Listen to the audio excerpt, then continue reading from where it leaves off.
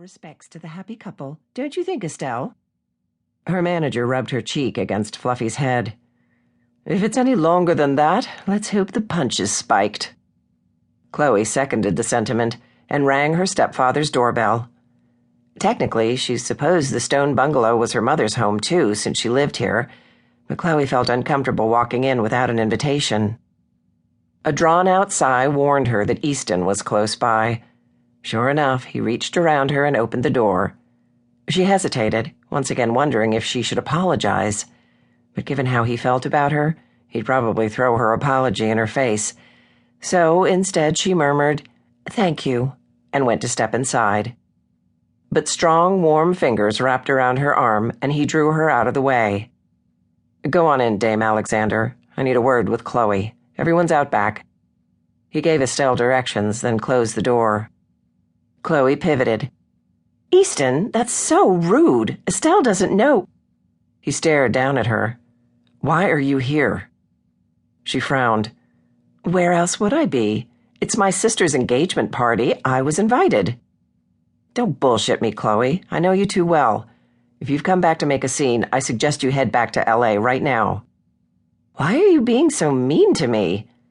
She searched his face, his cold, closed-off expression. This wasn't about her reaction to his injury. This was about their past. "You'll never forgive me, will you? I've apologized over and over again, but you just tune me out. 15 years is a long time to hold a grudge, even for you." She hoped he'd forgotten about the little incident at their parents' rehearsal party last fall. His brow furrowed. Then he released a short bark of laughter. "You're unbelievable. This is about Kat.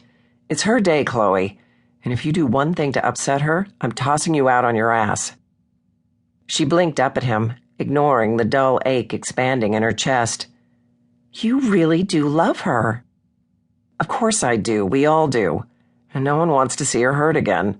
So if you think you can come here—" At the reminder of how much everyone adored her sister and despised her, Chloe's bottom lip quivered.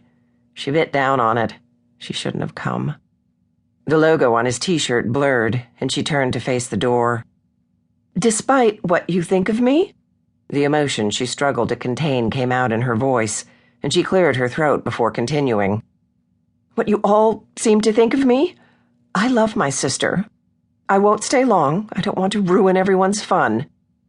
She heard him swear under his breath. Then he placed a hand on her shoulder. "Look, maybe I over—" Her mother opened the front door. She glanced from Easton to Chloe with a tentative smile on her pretty face. "Is everything okay out here?" "Everything's wonderful. It's so good to see you, Momsy. I've missed you so much," Chloe said past the lump in her throat. Her smile wobbled. Combined with Easton's hurtful remarks, seeing her mother and knowing how close she'd come to losing her love last Christmas broke what little control she had left over her emotions. A tear rolled down her cheek, and Chloe gave a small, helpless cry, throwing herself in her mother's arms. Damn it to hell, he'd done it now. He made Chloe cry. It hadn't been his intention.